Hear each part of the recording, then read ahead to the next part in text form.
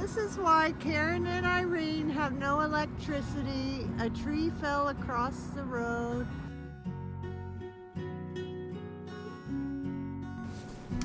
Good morning. Welcome to Elder Care, the El Paso edition.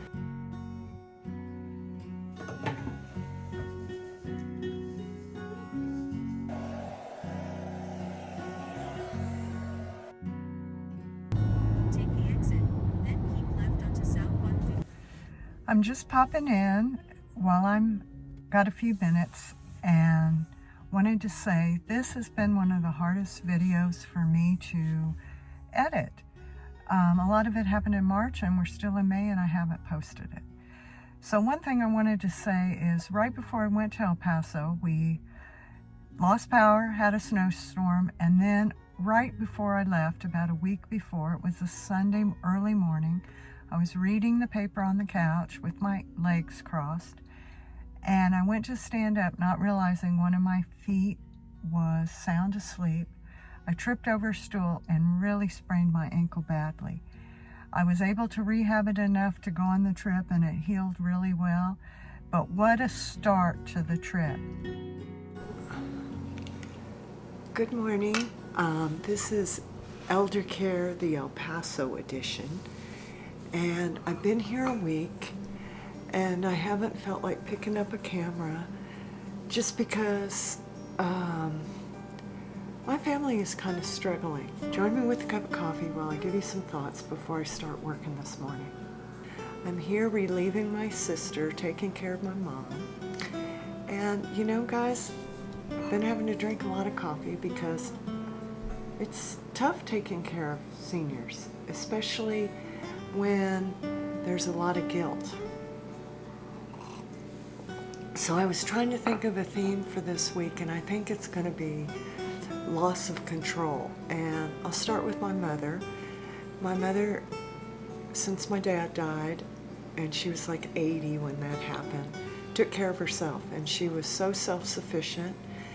And during COVID, she hunkered down because she was so careful and everything and didn't want to get sick. She got COVID anyway, but after that her health started to decline and she had an episode where she almost died, and since then she's needed pretty much around-the-clock care. And my sister, who's now 70, has given up her life and is taking care of my mom at the total sacrifice of herself. So my mother has lost control of her independence, and she doesn't like other people making decisions for her, and she wants to stay in her home.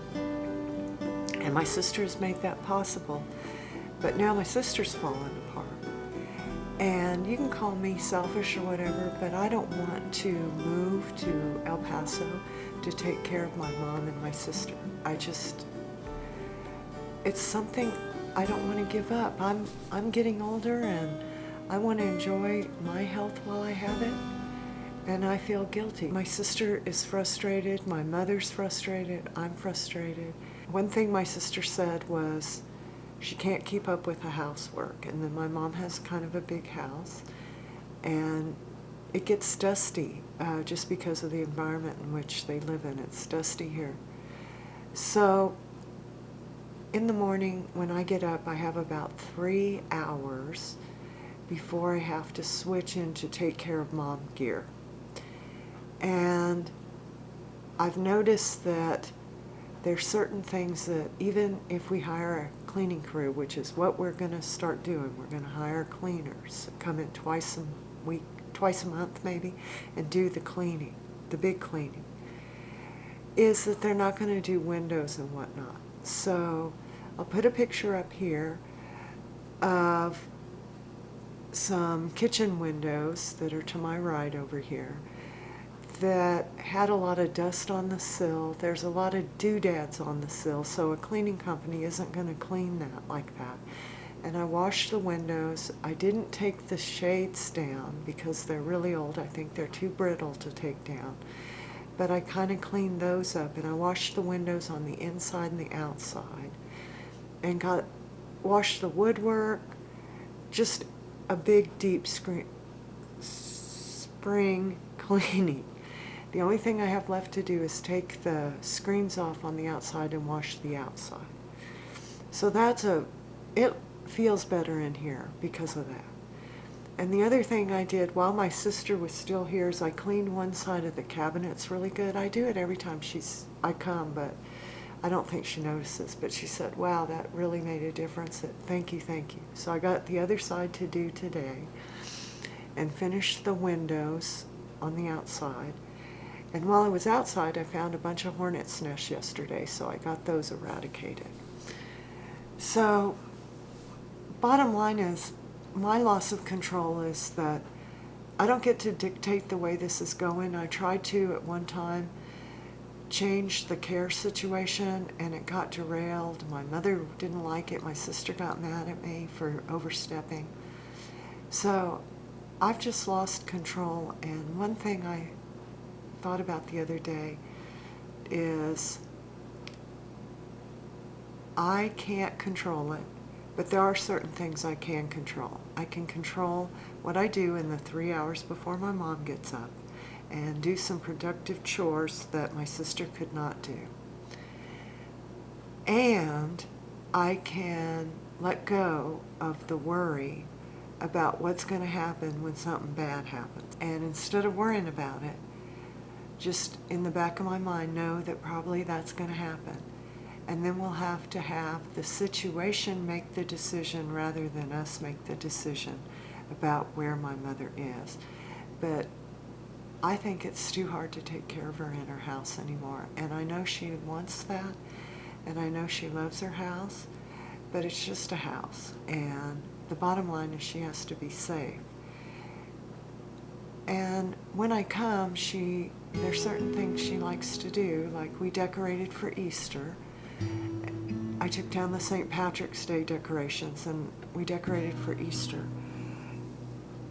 And it took a whole day. But I think that time could be better spent doing something else. But that brings my mother joy. And she likes to look at these things that she's amassed and put out. And she likes to decorate. That's always been a part of her life. But it's just adds a lot. So enough whining. Enough talking about loss and loss of control and loss of health and loss of life. Let's move on to something productive. It's kind of fun. It's spring and March Madness. And I do like to spring clean, and my sister asked, do I do it at home? And I usually do, but I won't probably do a lot this year because I'm doing it here. The linoleum in this kitchen has little pieces missing, and some of it's my fault as a kid. One time I was cleaning my golf clubs in the kitchen, and I took a swing and took a divot in the linoleum. And my dad kind of glued it back without doing a real repair. Well, that little piece is gone now. So my sister went to her property and we loaded up her truck. She wanted to take some pots and stuff, and I thought, oh, how are you going to get it out of your truck? But she was able to do it, and hopefully her week off will help her. Oh, another thing, when I get older, I don't have children, so who's going to take care of me? So I've been thinking a lot about that, and Karen and I are starting to look at places that have tiered levels of living. And I think we're going to try to stay in our house for another 8 to 10 years and then go to tiered living. In Washington, you got to get your name on a list pretty early. And Karen's sister just moved into a place, and we're going to go tour it to see if that's what we're going to sign up for. You got to get your name on a list. I think you pay like $2,000 or $3,000 to get on the list. But it took them, I think, like 3 to 5 years to get to the top of the list. So we want to get that going. And what else? Let's get busy. Let's quit feeling bad about loss of control. We all lose control as we age, and hopefully we do it with grace. Okay, so I'm cleaning some of the cabinets, And what amazes me is how do they get so dirty underneath? But that's what I'm working on. So I'll film a little bit of it. And I'm getting around in here. And I just get this rag wet with warm water and some pine sol. And my sister says I have a good attitude doing it because I get high on the pine sol.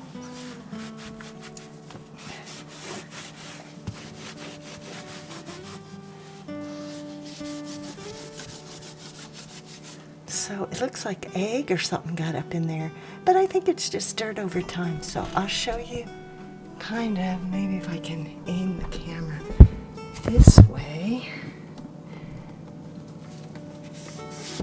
I'm doing underneath, and it gets, I have to go like do it a little bit and then go somewhere else to get a fresh perspective. And then I take a dry rag, since this is wood, and I dry it. And then I come back later and find what I missed. I came across a funny thing. I always ask my mother how to make her oatmeal, and when I was cleaning this cabinet, the instructions are right here on how to make the oatmeal. So my mother has two statues in her kitchen, and I don't wash them or anything, I just dust them off. And it's the guy area, and it's St. Francis, I think, with the baby Jesus. And then it's Joseph with the baby Jesus. And you don't see those very often. You get Mary and stuff, but so this is the guy area of the kitchen. And I found a prayer card that my mother had, and she keeps it in the kitchen, and it's perfect. So I'm just going to read part of it. It's the prayer to St. Jude, and I didn't realize this was the patron saint of hopeless cases and things almost despaired. And it says, I am so helpless and alone. Make use, I implore you, of that particular privilege given to you to bring visible and speedy help where help is almost despaired of. Come to my assistance in this great need, that I may receive the condition and help of heaven in all my necessities, tribulations, and sufferings, particularly, and here you make your request. So, elder care, and that I may praise God with you and all the elect forever, blah, blah, blah, blah, blah, blah, blah, amen. And you know, I could use that. So, I didn't mind cleaning this little card off. My mother kept it in the kitchen, and I think that's an appropriate spot because sometimes I feel the most despaired in here. So I'll put it back. And now, whenever I get crazy, I'll come read that card. And I don't know what religion everybody is, but it never hurts to say, put out there to the universe, help me, because I'm hopeless. This is the Costco Elder Care shopping haul.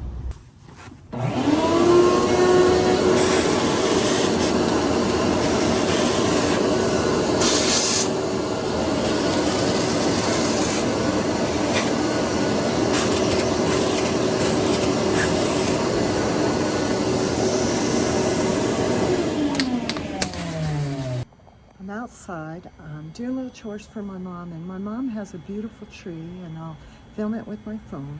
But it needs a little love. It's old and it's been kind of neglected, and so I'm giving it some fertilizer.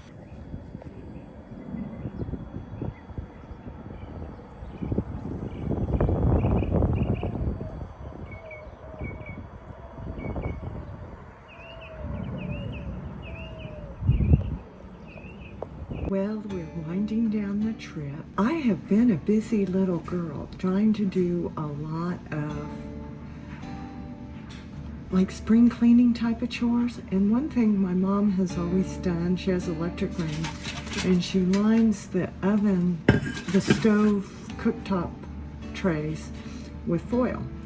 And I know they make covers or you can buy new ones, but I'm doing that today, and the one I just did was just full of dust. El Paso is windy and dusty, and it's really nice to kind of spring clean it.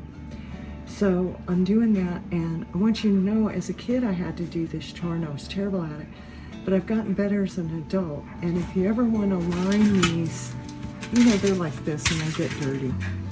for an electric range. If you ever want to do this, use heavy duty foil, not regular foil, because it rips too much. But this is what I'm doing. Let's have a little chat about some of my spring cleaning. I've done a lot of the windows on the outside, and some of them I think are etched with the sand. And my mother said the 2 windows I did on the outside, she doesn't think it's been done in 15 years. And there was dirt under the screen caked like this high. So today the little shop vac has been crying, I need to be cleaned out. So that's going to be a nasty job, but I got to do it because I got more windows to do. My mom's doing pretty good. I've done a lot of cooking with her and she's really enjoyed that. But this is after every meal, and it's no knock on my mom. I think it's taste buds change. This is her every meal.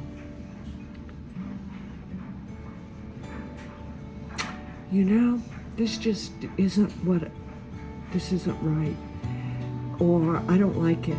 And you know, it kind of is hurtful after I spend so much time cooking.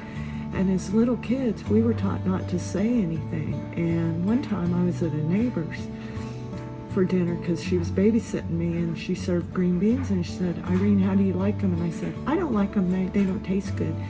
And she called my mother, and I got a whipping and had to sit in the corner for that. And so it's hard. I don't say anything, but I play a little game with myself. Will she like it? And the answer is always no. Right when I got home, we got news that my sister's place had almost burned to the ground. The volunteer firefighters were able to save it, but this has caused her an incredible heartache, and my thoughts and prayers are for my sister and just for the land, the healing of the land.